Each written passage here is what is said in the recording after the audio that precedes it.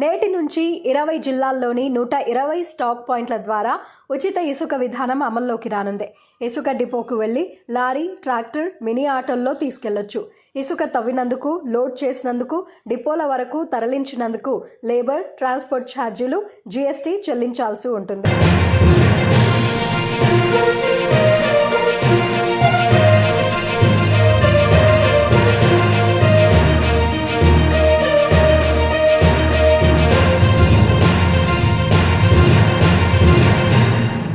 సగటున రోజుకు ఒక వినియోగదారుడికి 20 టన్నులే పంపిణీ చేస్తారు. ఆధార్ కార్డ్, ఫోన్ నెంబర్ సమర్పించాల్సి ఉంటుంది.